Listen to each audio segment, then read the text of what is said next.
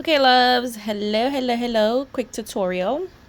So today I am going to do custom napkins, not sublimation, um, custom napkins using heat transfer paper, light heat transfer paper.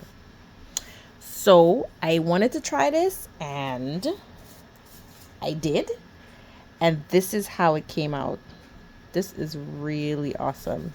So I'm gonna show you guys exactly what I did. Now this is my design.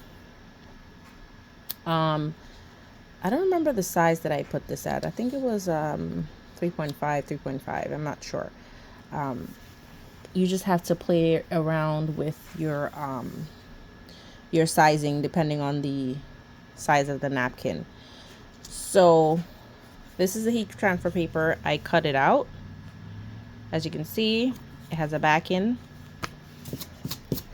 So all I'm gonna do is just peel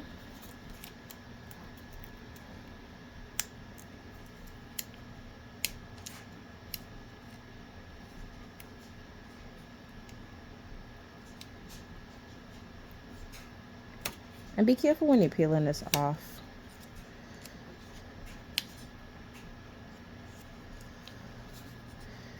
All I'm doing is peeling.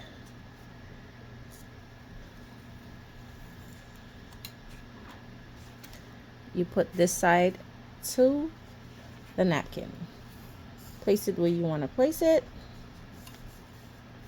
Okay. Then I'm gonna take, if you have Teflon paper or butcher paper, I'm gonna place the butcher paper over, and I'm gonna use an iron. You can use a heat press if you like, but I didn't feel like pulling my heat press out, so I said let me try it with the iron and see how this works. Steam off, and you just apply pressure. Go from side to side, side to side.